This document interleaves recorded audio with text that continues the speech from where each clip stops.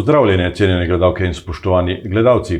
V današnji predvolilni oddaji vam predstavljamo kandidata za mesto župana v občini Cerkno, ki se za to mesto poteguje kot član Slovenske ljudske stranke. Silvo Eram, dobrodošli v našem studiu. Dober dan. Cerkljani vas poznajo kot dolgoletnega predsednika krajevne skupnosti na Bukovem in tudi kot voznika avtobusa, šoferja. Ja, res je, tako dolgoletni predsednik krajevne skupnosti Bukov, to funkcijo sem opravljal cirka 20 let. Sem pa tudi voznik avtobusa, ki to službo opravljam že 37 let. Vsekakor ste letnik 63. Najprej ste delali na Zidgradu, potem 4 leta v tovarni ETA v Livarni in sedaj ste že, kot ste rekli, toliko let voznik avtobusa, najpogosteje pa na domači progi od Bukovega do Cerknega. Tako je, se pravi, moji začetki so delo šolanje, glede šolanja za zidarja. Svoje izkušnje sem uresničeval v podjetju Zidgrad. Nato sem se zaposlil v ETI skoraj 4 leta, zdaj pa že opravljam službo voznika avtobusa na domači progi. Ja, tudi član domačega gasilskega društva ste bili oziroma ste najbrž še. V mladih letih mi piše tukaj, pa ste bili tudi zavzet nogometaš, športnik. Ja, sem tudi član gasilskega društva, ne tako aktiven, ker pač veliko dela sem imel z vodenjem krajevne skupnosti, tako da čas ni dopuščal zadeva. V mladih letih sem pa tudi zelo veliko preigral nogometa. 20 let ste bili predsednik krajevne skupnosti Bukovo, kot član sveta občine pa se vam zdaj izteka, mislim, da tretji mandat. 12 let pravzaprav. Tako 20 let sem vodil krajevno skupnost, zdaj sem pa že se končuje tretji mandat v svetu občine Cerkno. Tako da sodeloval sem tudi v velikih telesih na občini, v komunalni infrastrukturi pa take. Na vseh volitvah pa nastopate tradicionalno kot član Slovenske ljudske stranke. Ja, res pač prislužil sem se stranki, predvsem zaradi tega, ker sem pripravljen delati in vidim tudi vizijo za naprej. Pomudiva se še pri vašem volilnem programu, oblikovali ste ga v treh vsebinskih sklopih. Prvi sklop ste poimenovali zdravstvo. Razmere na področju zdravstva, zdravstvene postaje v Cerknem, oskrbe prebivalstva, ta trenutek niso najboljše. Ja, se strinjam. Kot kandidat za župana občine Cerkno in naša skupina imamo prioritete, tri prioritete, ki jih lahko trenutno izpostavim. Kot ste sam povedal že, zdravstvena postaja. Vedeti treba, da so pred leti že nakup stavbe, stare uprave ETA. Do danes se praktično ni na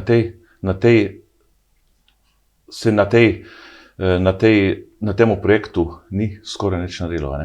Tako da to sam kot bodoči župan oziroma naša svetniška skupina bomo na tem intenzivno delali, da pridemo do neke ustrezne rešitve in tudi lahko rečem, da občankam in občanom nudimo ustrezne prostore za boljše življenje na Cerkljanskem. En problem so delovni prostori za zdravnike, čakalnice, zdravstvena postaja kot taka, poslopje je problem. Drugi problem so pa programi. Zapisali ste, da se boste zavzemali tudi za to, da bi pediater bil pogosteje, da bi bile te službe, ambulante, pogosteje v Cerknem. Ja, seveda, ta postaja zdravstvena, ta, kot zdaj upravlja to dejavnost, je premajhna. Objekt je dotrajan, je potreben temeljite prenove in nedostopen za invalide. Tako da v novih prostorih bi vzpostavili določene nadgraditve, kot ste sam povedal, pediatra, mogoče ginekologije, za varstvo, in tako dalje.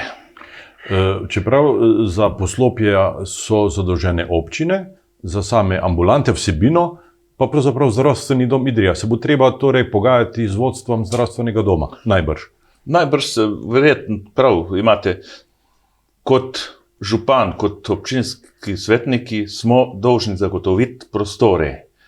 Zaposlitev oziroma vzpostavitev zdravstvenega osebja je pa to dolžna zdravstvena organizacija z direktorjem na čelu. To je zdravstveni dom Idrija. Idrija, tako. 12 let ste občinski svetnik, zato najbrž dobro poznate tudi zgodbo o otroškem vrtcu v Cerknem. Vsako jesen poslušamo zgodbe o tem, da nekaj otrok bo, nekih ne bo sprejetih. Sedanji vrtec posluje na meji zmogljivosti, pravzaprav. Ja, sedanji vrtec je praktično premajhen.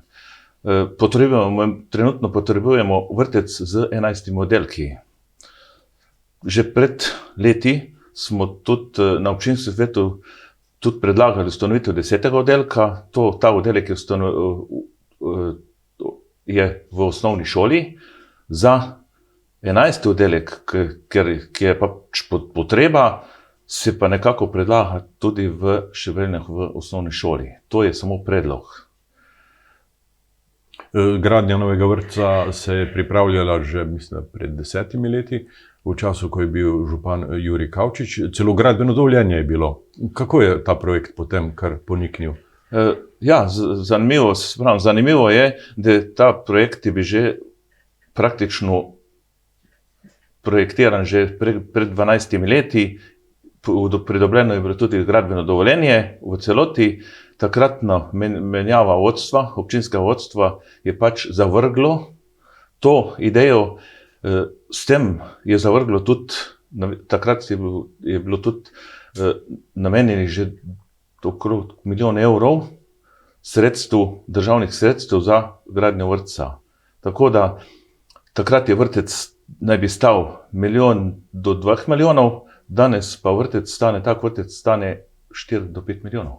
Gre za nek nadstandard ali za višje cene v gradbeništvu? Mislim, v tem času so se cene drastično dvignile in to moram poudariti, da je samo gradnja vrtca, so pa dodatni stroški še umestitev vrtca in mogoče preselitev športnega igrišča na začelje osnovne šole. Kako pa je z zemljišči? Pred leti se je zatikalo tudi s prodajo zemljišč. Zemljišče, kot nam je občinskim svetnikom župan poudaril, da zemljišča za osnovno šolo so momentalno kupljena.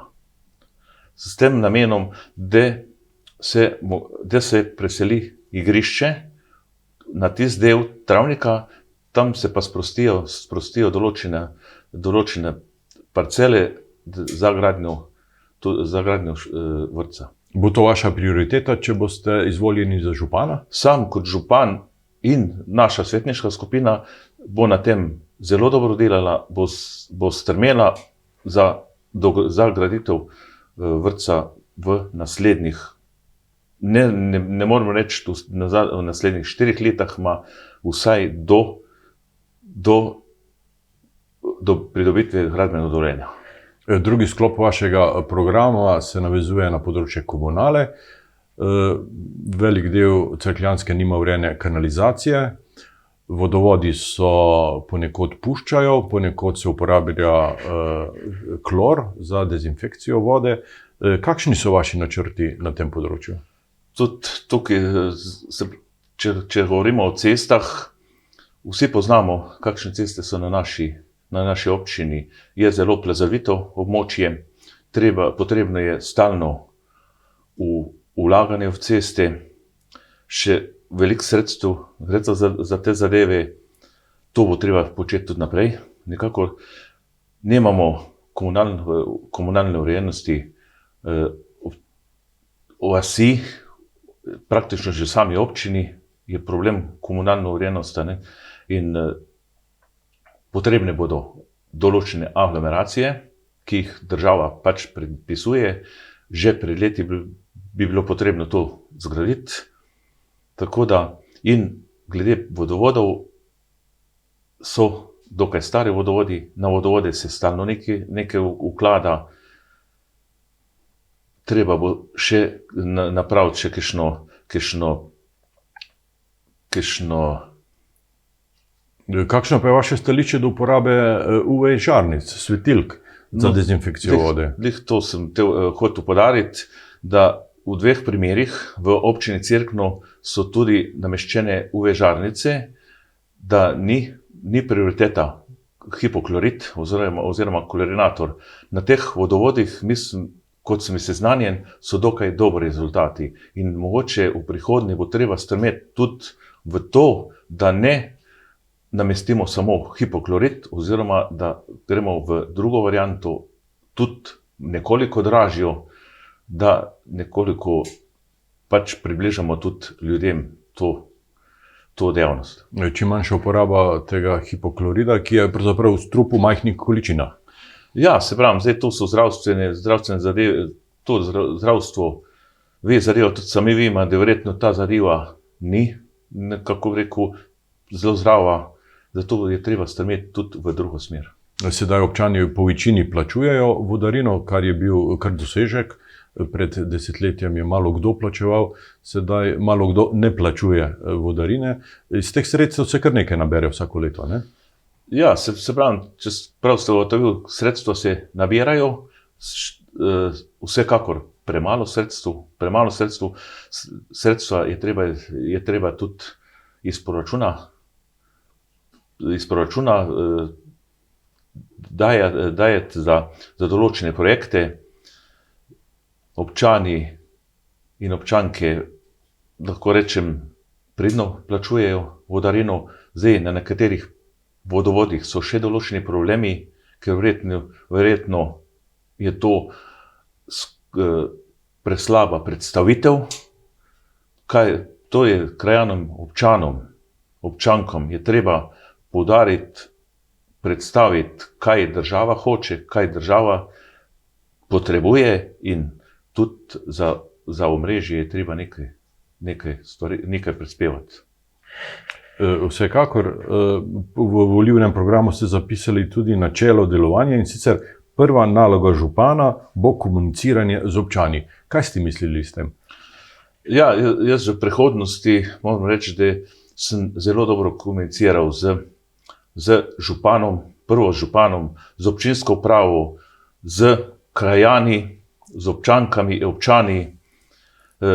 Prioriteta je dobro seznanitev, dobro predstavitev programa, projekta.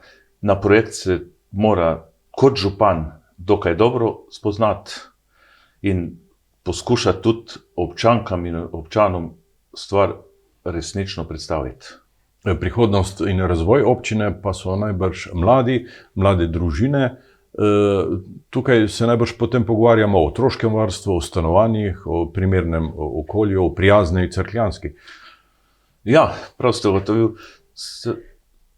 Glede mladih moram kar poudariti, med drugim na našem koncu, ko sem že predsedoval krajevni skupnosti, smo ta problem rešili. Zgradili smo dom krajanov. V domu krajanov imajo svoje prostore, ki jih pridno uporabljajo za določene delavnice in tako dalje. Povezali smo jih s svetom z napeljavo optičnega omrežja in še pred 4 leti smo dogradili športno igrišče, ki je mogoče zadnji sklop, da se lahko tudi rekreirajo. Viri sredstev, vsi ti projekti, programi, problemi terjajo kar nekaj denarja, občinski proračun je omejen. Kako boste izpeljali vse te projekte? Kje boste dobili denar pravzaprav? Ne bo lahko. Se pravi, če poudarim, občinski proračun je tam nekje 5 do 5 milijonov pa pol. Tako da 3/4 sredstev je praktično že rezerviranih. Tisto so pač omejena, ki jih ne moreš. Zdaj, če se prvo na zdravstveno postajo, vedeti treba, da en razpis je sedanja sedanje vodstvo, občinsko vodstvo že zamudilo, ker glede projektne dokumentacije vse stvari,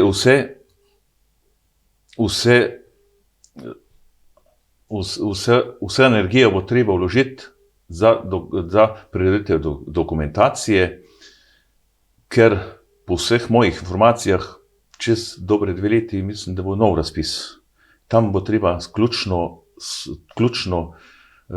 ključno spremljati zadevo in imeti pripravljene vse dokumente, da lahko samo prijaviš se.